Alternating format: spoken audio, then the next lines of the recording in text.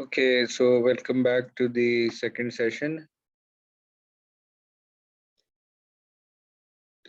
Again,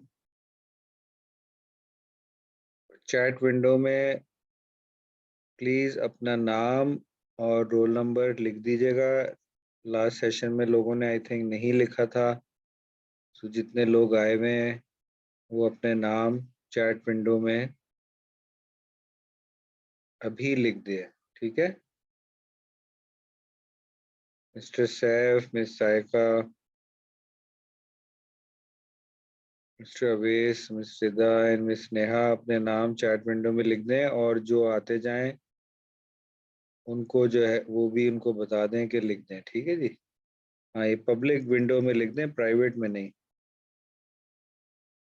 ठीक है, नेहा नेहा ने लिख दिया अपना रोल नंबर और नाम।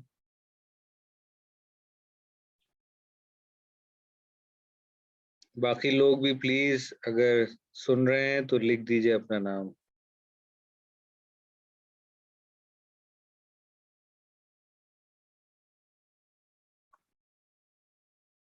ठीक है, रिदा, अवैस साहब, सैफ सैफ ने भी लिख दिया, सायका सायका रह गई और अवैस रह गए। अपने नाम प्लीज लिख दीजिए।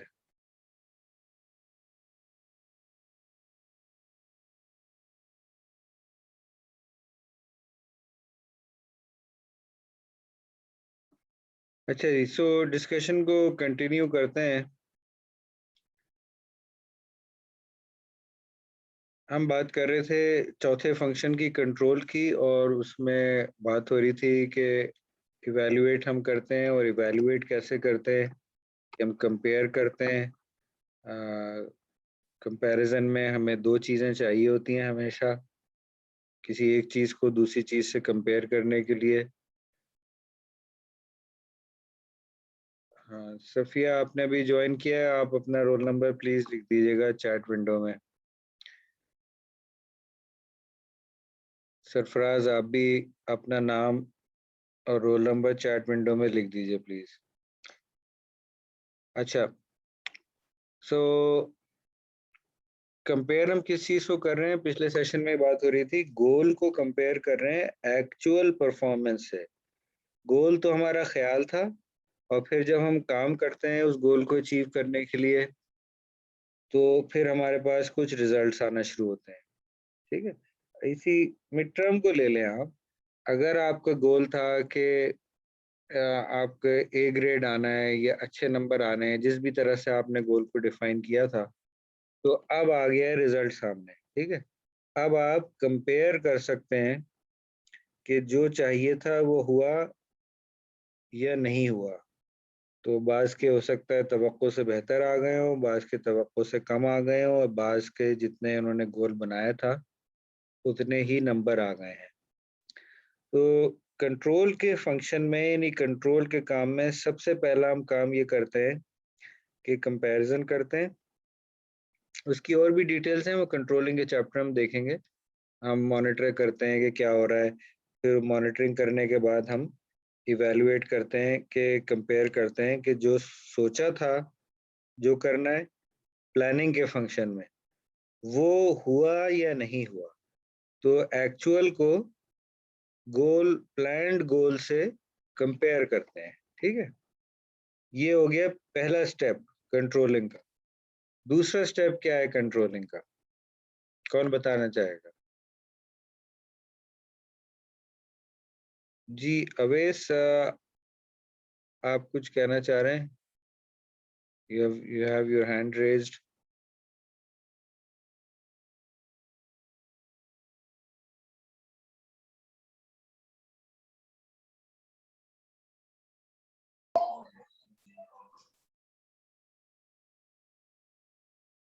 Avesh, you want to say something? अच्छा, तो वो हैंड, लोअर हैंड कर लेना, आपने हैंड रेज किया हुआ है। जी रुकैया, आप कुछ कहना चाह रही थी?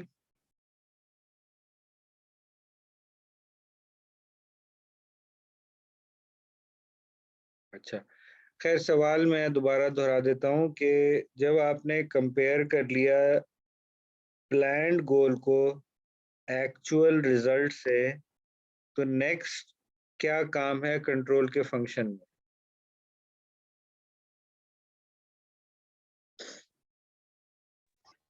करेक्टिंग। यस, नेहा ने बिल्कुल सही जवाब दिया कि अगर कोई डिस्क्रिपेंसी आ गई है, यानी कोई चेंज आ गया है जो आप करना चाह रहे थे और जो एक्चुअल हुआ, तो फिर करेक्टिंग करते हैं, करेक्टिव एक्शन लेते हैं। अगेन मिड टर्म की मिसाल ले लें, अगर आप चाह रहे थे कि भाई आपके 80% मार्क्स आए और आपके 50 आए, 60 आए, 70 आए, तो ये डिफरेंस आ गया प्लानिंग में जो गोल बनाया था और जो एक्चुअल रिजल्ट्स आए। अब क्योंकि ये मिड टर्म है तो आप करेक्टिव एक्शन ले सकते हैं, तो ये कंट्रोलिंग के फंक्शन का दूसरा काम है कि अगर कोई डिफरेंस आ गया है तो अब करें क्या इसको ठीक करने के लिए, करेक्ट करने के लिए। तो दो काम हो गए हमारे, मेन जो काम है कंट्रोलिंग फंक्शन में, कंपैरिजन या एवेल्युएशन एक्चुअल रिजल्ट्स का प्लान्ड गोल से, और फिर अगर कोई फर्क आ रहा है तो फिर हम करेक्टिव एक्शन जो है वो लेते हैं।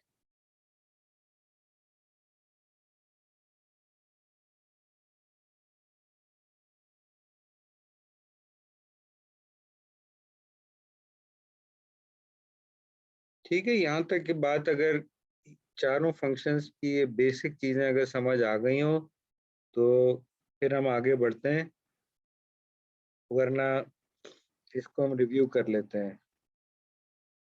बिल्कुल, ये चारों फंक्शंस क्रिस्टल क्लियर होने चाहिए आपके जहन।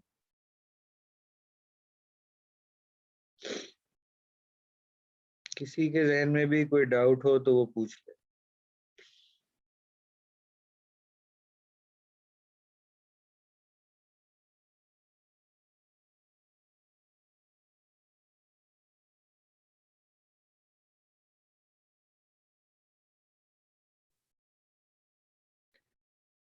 Everything is clear? सर। जी, यस सर। अच्छा ठीक है, ऑलराइट। अच्छा, दूसरा जो क्वेश्चन 1 का जो पार्ट बी था वो ये था कि जो ये चारों फंक्शन है आपस में कैसे लिंक्ड हैं। तो कोई एग्जांपल दे के आप बताएं। तो जिनके अगेन नंबर सही आ गए उन्होंने सही एग्जांपल दी, और जिनके नंबर सही नहीं आए तो उनके मसला वही था कि कॉन्सेप्ट ही क्लियर नहीं थे, तो लिहाजा उनकी एग्जांपल भी क्लियर नहीं थी। तो छोटी से छोटी एग्जांपल हो, घरेलू लेवल की, बड़े से बड़ी एग्जांपल हो मल्टीनेशनल कंपनी की, कोई भी आप एग्जांपल ले सकते थे। कुछ ने अपनी पर्सनल एग्जांपल्स ली, कुछ ने कंपनी की ली। अगर उन्हें सही डिफाइन कर दिया, अगर उनकी समझ सही थी, कॉन्सेप्ट्स क्लियर थे चारों फंक्शंस के बारे में, तो एग्जांपल भी सही दे दी कि अब चले मैं ये क्लास की मिसाल ले लेता हूँ। गोल था क्लास लेनी है, 10 बजे स्टार्ट करनी है, और हमें हिदायत दी गई थी कि साहब जूम पे आपने मीटिंग लेनी है, मीटिंग अरेंज करनी है।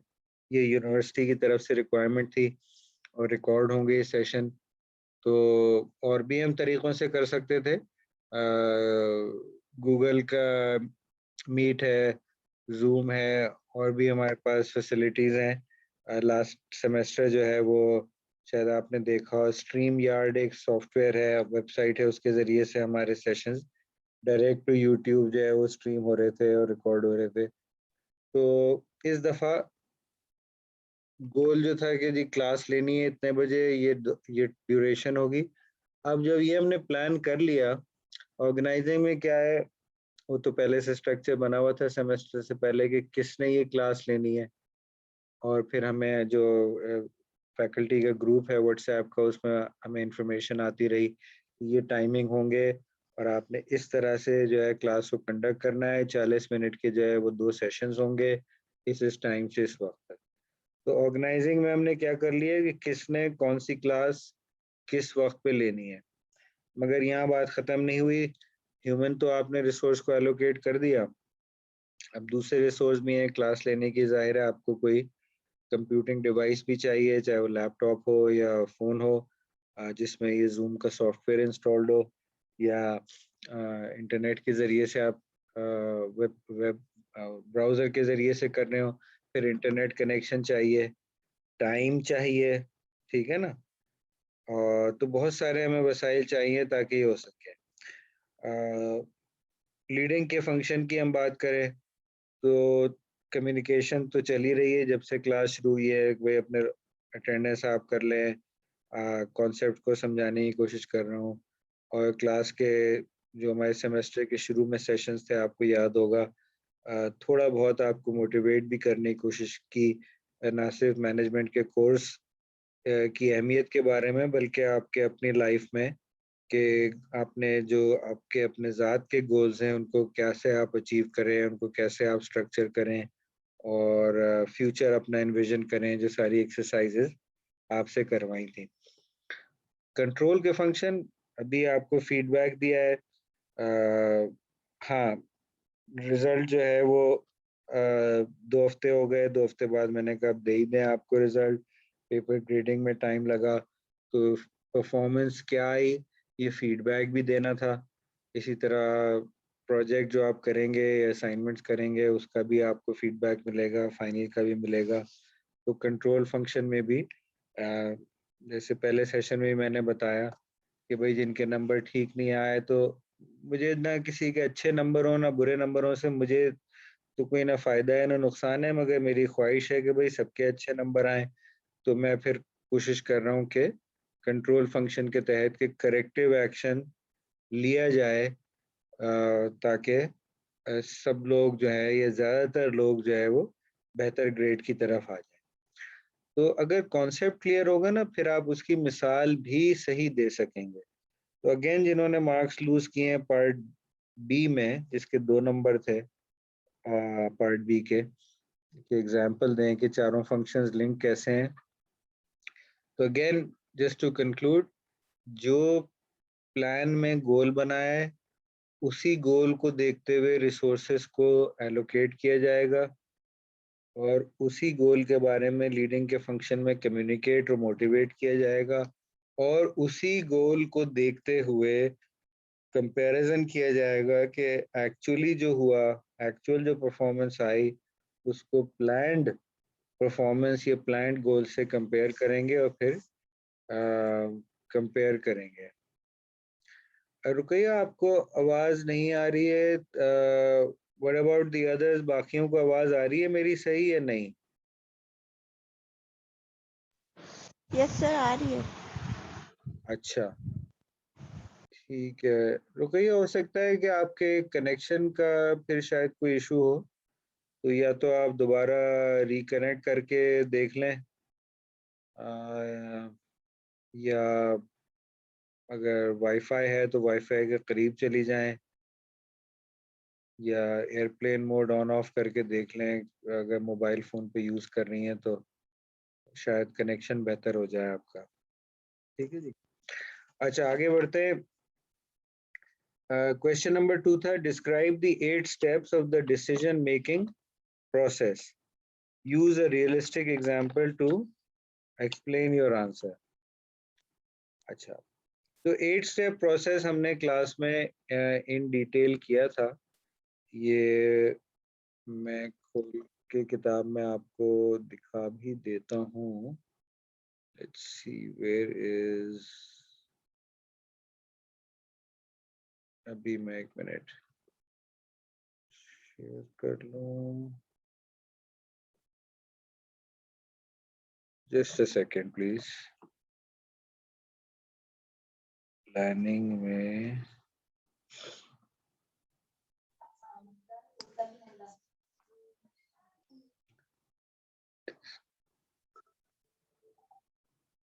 Decision making,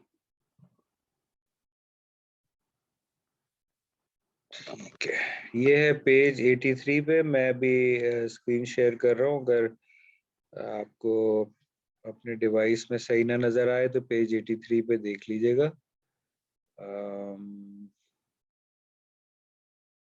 just a second.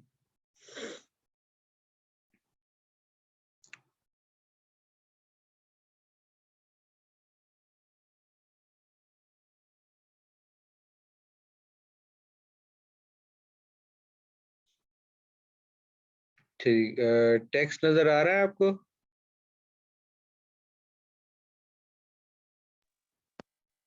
Sir yes, I hope कि यस।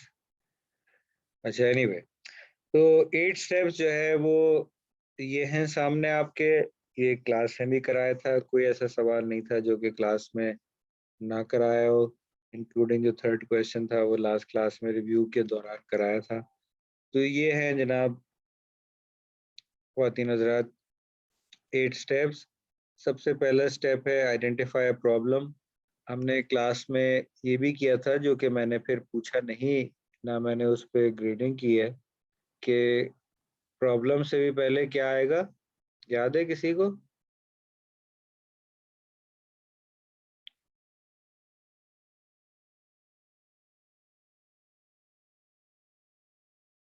एनीबॉडी, प्रॉब्लम से पहले क्या आएगा?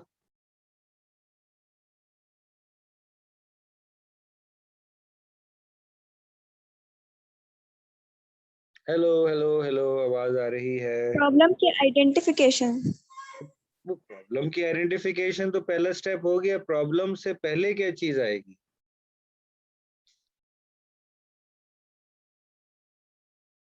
जो यहाँ लिखी भी नहीं है।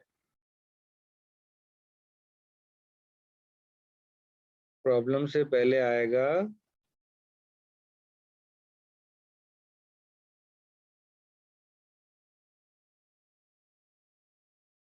नजर आ रहा है आपको? सर गोल। जी, यस सर, गोल। गोल। जो प्लान में पहले स्टेप है, गोल करना क्या है, टारगेट क्या है, अचीव क्या करना है, क्या करना है, व्हाट टू डू, किसी भी तरीके से आप इसको सोच लें। गोल है स्टार्टिंग पॉइंट। डिसीजन मेकिंग जो हम करेंगे वो गोल अचीवमेंट के लिए हम डिसीजन ले रहे हैं। ये अगेन, अगर कोई गोल नहीं है हमारा तो हम किस चीज का डिसीजन लेंगे? बताइए आप। जब गोल होता है तो हमें डिसीजन लेना पड़ता है, और फिर डिसीजन का पहला स्टेप होता है कि प्रॉब्लम को आइडेंटिफाई करना। तो आपको याद होगा क्लास में बोर्ड पे मैंने लिखा भी था कि प्रॉब्लम बेसिकली एक गैप है, एक हर्डल है, एक रुकावट है आप में और आपके गोल में। ठीक है? तो अभी मिसाल के तौर पे 1 सेकेंड, लेट से आपका गोल है कि आपको अच्छे स्कोर से मतलब लेट से ए ग्रेड चाहिए, ये आपका गोल है इस कोर्स में। ठीक है? अब डिसीजन मेकिंग शुरू होगी कि गोल अचीव कैसे किया जाए। तो सबसे पहले तो हम प्रॉब्लम को आइडेंटिफाई करेंगे। ठीक है? कि गोल तो हमने ए ग्रेड लाना है। अब प्रॉब्लम क्या है? प्रॉब्लम ये है कि साहब टाइम नहीं है पढ़ने का। ठीक है? प्रॉब्लम ये है कि किताब इंग्लिश में है और इंग्लिश की समझ का, जैसे कि क्लास में भी मैंने देखा कि भाई एक पेज को पढ़ने में डिफ़िकल्टी आ रही है। अगेन, जी मैं बात कर चुका हूँ क्लास में कि भाई रीडिंग हैबिट्स नहीं है, इंग्लिश हमारी मदर लैंग्वेज, मदर टंग नहीं है, तो उसकी वजह से इश्यूज़ हैं।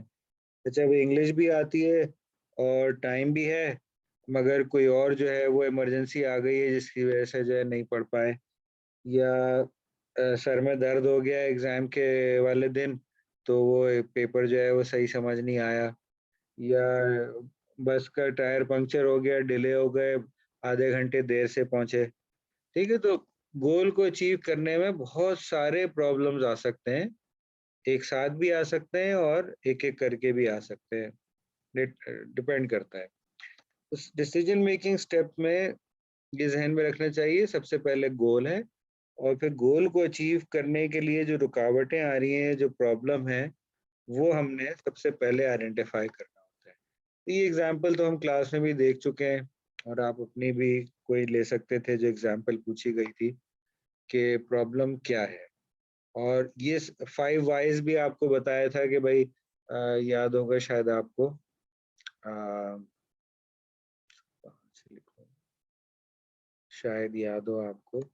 लेट मी सी, ये अक्रॉस द पेजेस नहीं लिखने देता। सी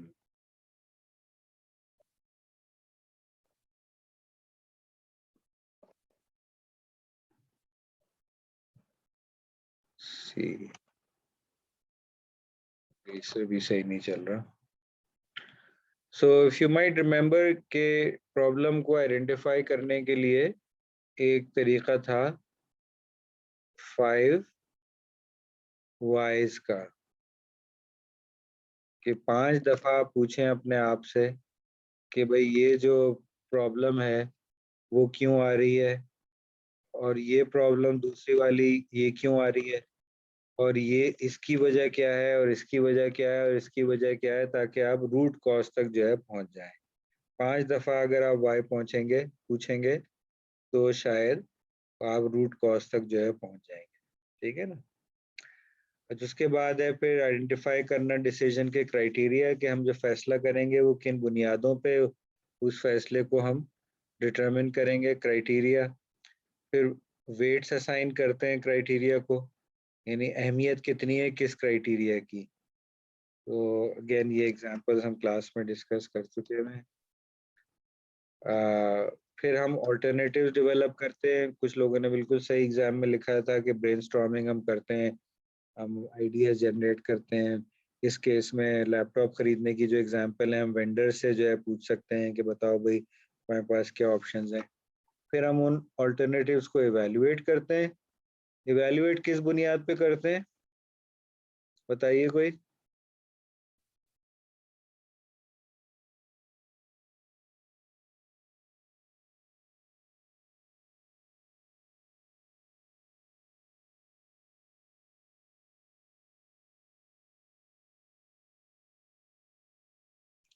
ऑल्टरनेटिव्स को किस बुनियाद पे इवेल्युएट करते हैं भाई.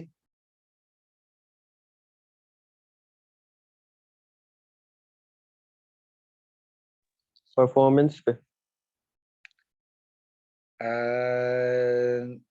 वो तो कंट्रोल फंक्शन की बात हो रही थी ना. अभी हम थोड़े से डिफरेंट बात कर रहे हैं. ये जो ऑल्टरनेटिव्स आपने बना लिए इनको हम किस बुनियाद पे इवेलुएट करते हैं.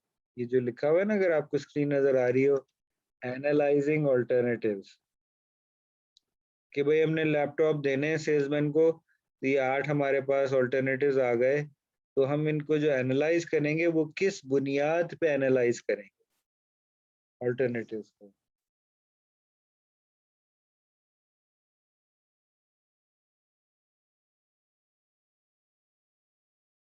एनीबॉडी.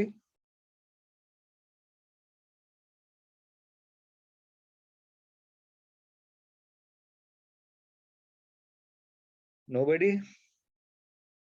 आवाज आ रही है.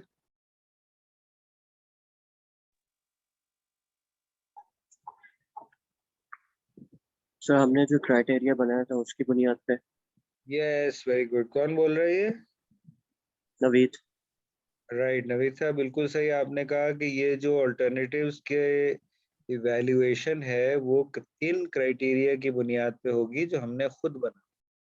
अगेन मिसाल रखें, मोबाइल फोन आप खरीद रहे हैं क्योंकि पिछला आपका डैमेज हो गया है या स्लो हो गया है, अटकता है बहुत जो भी, तो आपने देखा होगा भाई बैटरी लाइफ मुझे इतनी चाहिए, डिस्प्ले ऐसा चाहिए मुझे, प्रोसेसर ऐसा चाहिए, कितने प्रोसेसर्स हैं उसमें, कैमरा कैसा चाहिए. तो जब आप देखने गए फिर एप्पल और सैमसंग और रेडमी और वगैरह वगैरह जो भी मोबाइल फ़ोन के ब्रांड्स हैं, तो उनको आप इवैल्यूएट भी उस बुनियाद पे करें.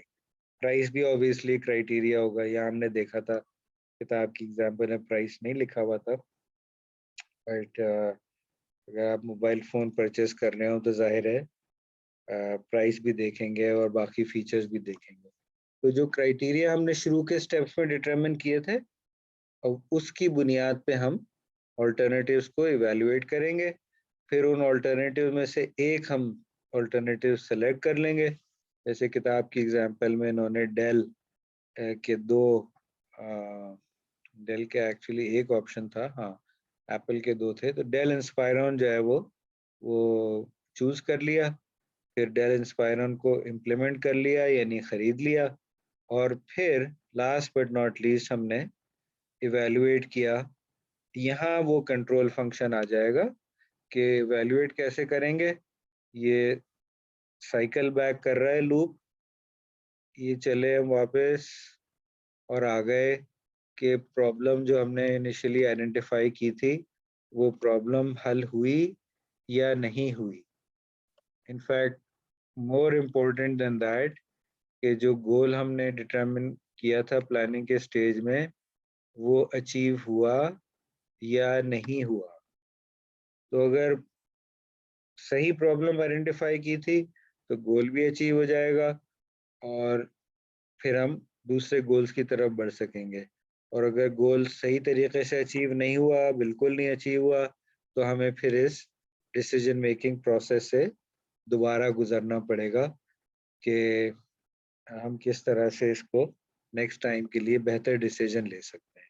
ठीक है ना? Is this clear to everybody?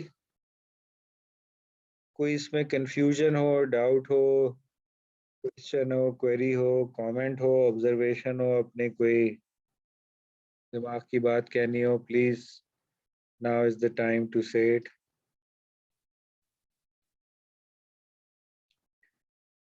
जिन लोगों ने थोड़ा बाद में ज्वाइन किया है, प्लीज वंस अगेन अपने नाम को चैट विंडो में लिख दीजिएगा। आखिरी नाम जो नजर आ रहा है मुझे वो सरफराज खालिद साहब का है। बाकी लोग जो हैं वो भी प्लीज अपने नाम लिख दें। मुइज साहब हैं, मुदस्सिर हैं, रजा साहब, नवीद इब्राहिम, नेहा, अवेस, रुकैया, सफिया, साइका, सैफ एंड सरफराज। जिन्होंने अपने नाम नहीं लिखे हैं चैट विंडो में, प्लीज अपने नाम लिख दीजिए। ठीक है? ताकि अटेंडेंस का भी एक रिकॉर्ड रह जाए।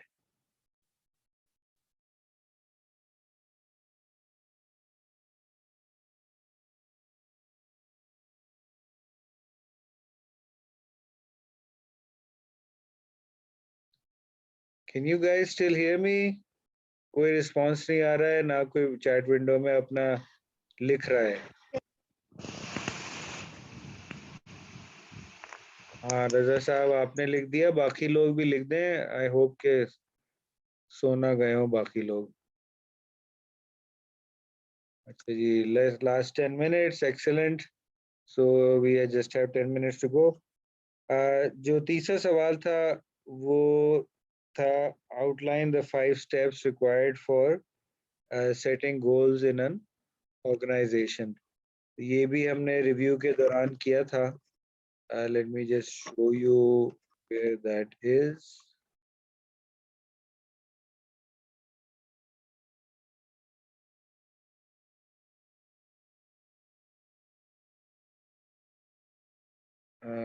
Let's see.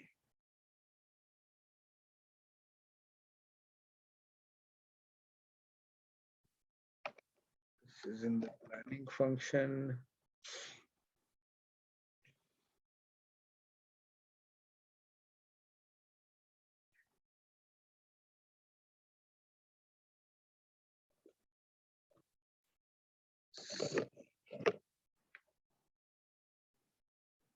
जी, तो ये लास्ट क्लास में जो फिजिकल क्लासें हो रही थी उसमें ये पेज 298 पर है ये स्टेप्स इन गोल सेटिंग। ये एक रिव्यू क्वेश्चन भी था जो मैंने आपको कहा था, लर्निंग ऑब्जेक्टिव्स और रिव्यू क्वेश्चंस, और मैंने फिर आपको ये क्लास में कराया हुआ भी था कि ये 5 स्टेप्स हैं, तो इनको आप देख लीजिएगा।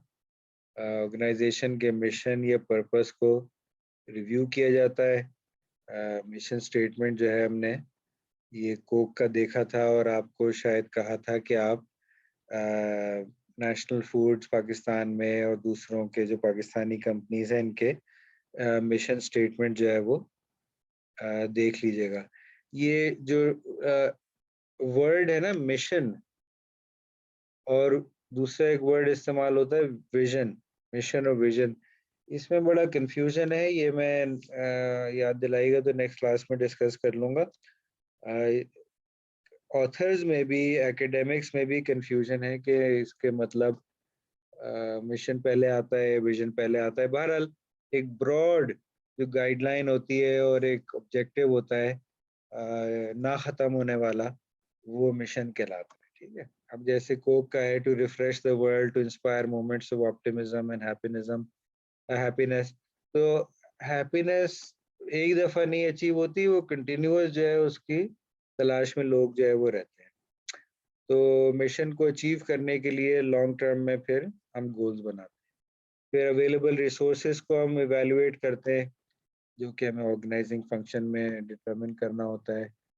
फिर ये हमने देखा था कि प्लानिंग के जो नया तरीका है बिलमुकाबला ओल्ड तरीके के, हम गोल्स को इनफरादी तौर पे इंडिविजुअली या खुद से डिटरमिन कर लेते हैं, या दूसरों से पूछ पाछ के हम गोल्स डिटरमिन करते हैं।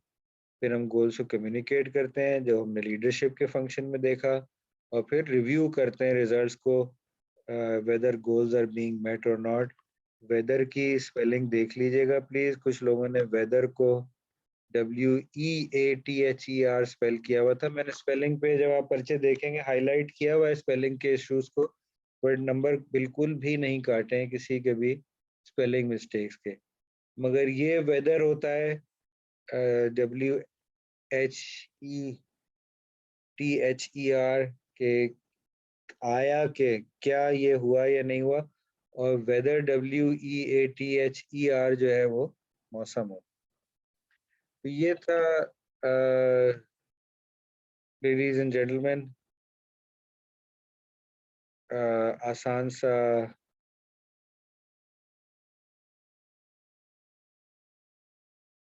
पेपर, और जिसका सबूत ये है कि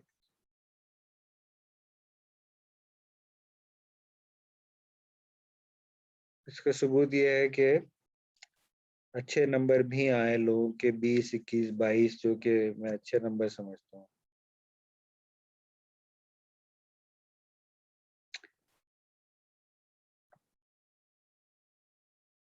अच्छा,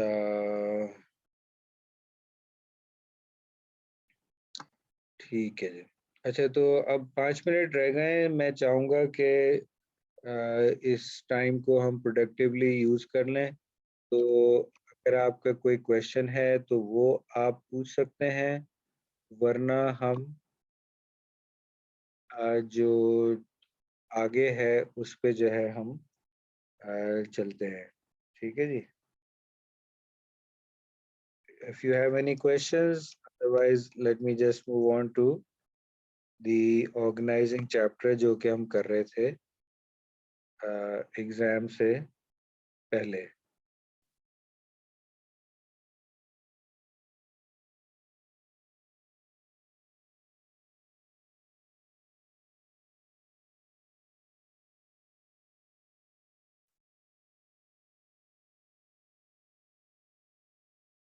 No questions, anybody?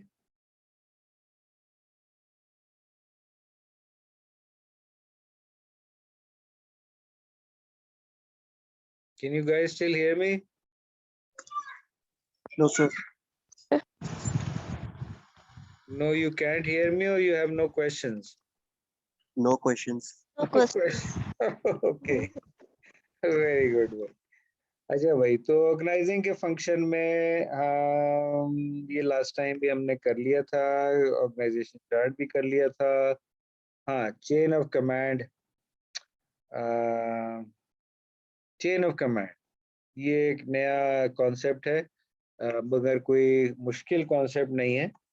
Chain of command, chain कहते हैं जंजीर को, आपको सबको पता है। और कमांड जो है वो किसी चीज को डायरेक्ट करना, या किसी को जो है हुक्म चलाना है किसी के ऊपर। तो हुक्म चलाने की एक पूरी जंजीर है, CEO से लेके और चपरासी और PN लोएस्ट लेवल जो एम्प्लॉय है उस तक जो है। तो चेन से क्या मुराद है? चेन में एक कड़ी दूसरी कड़ी से जुड़ी हुई होती है। तो आप किसी भी एक शख्स को फॉलो कर सकते हैं कि इसका बॉस कौन है और इस शख्स का सबॉर्डिनेट कौन है। और हाँ, आप ये भी देख सकते हैं कि कोलीग्स कौन है, जैसे ये स्क्रीन नजर आ रही है आपको? Yes sir. तो लेट्स से ये एक्चुअल कंपनी है, रियल लाइफ कंपनी है, फर्जी कंपनी नहीं है, बम्बार्डियर। तो इसके सीईओ जो होगा, सर आ रही हाँ, उसके फिर डिपार्टमेंट्स हैं, है। डिपार्टमेंट का हेड उस बंदे का कोई नाम होगा, फिर जो डिवीजन है उसका कोई बंदे का नाम होगा, फिर उस प्रोडक्ट के अंदर जो फर्दर सब डिविजन्स हैं उनके लोगों के नाम होंगे। तो पूरी एक कड़ी से कड़ी जुड़ी होगी कमांड की, ठीक है। कमांड एंड कंट्रोल, ये आर्मी में भी इस्तेलाह इस्तेमाल की जाती है कि कौन जो है किसे रिपोर्ट कर रहा है। अच्छा, ये वो आ गए दो वर्ड्स जो कि मैंने आपको कहे थे, बहुत इम्पोर्टेंट है, और वो है अथॉरिटी और दूसरा है रिस्पॉन्सिबिलिटी। इख्तियारात दिए जाते हैं, इस साइड पे आप डेफिनेशन देख लिएगा।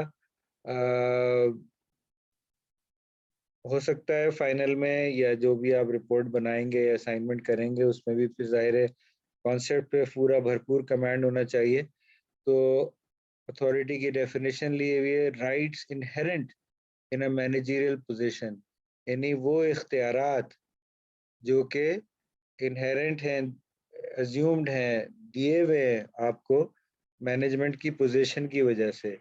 क्या इख्तियार?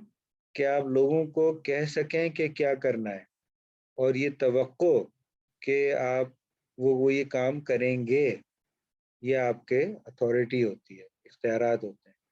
और इख्तियारात इसलिए दिए जाते हैं क्योंकि आपको कुछ जिम्मेदारी दी गई है कुछ काम करने की, हर लेवल पे इख्तियारात हैं, तो उसकी जिम्मेदारी जो है वो आपको पूरी करने की। तो दोनों चीज़ों में बैलेंस होना चाहिए, अथॉरिटी और रिस्पॉन्सिबिलिटी में। ठीक है, so we are essentially out of time. आज बेसिकली हमने टाइम रिव्यू में गुजारा। नेक्स्ट टाइम हम ये span of control, centralisation, decentralisation, formalisation वगैरह जो ऑर्गेनाइजिंग के बाकी इश्यूज हैं, और ये ट्रेडिशनल और सिंपल स्ट्रक्चर्स को इंशाल्लाह हम कर लेंगे। Thank you all for being here. और अगर अभी भी किसी ने नाम अपना चैट विंडो में ना लिखा हो, चंद सेकंड है, वो प्लीज़ लिख दे, ताकि अटेंडेंस के लिए रिकॉर्ड जो है वो आ जाए। ठीक है, so we have Faizan, Muiz, Mudassir, Raza, Naveed,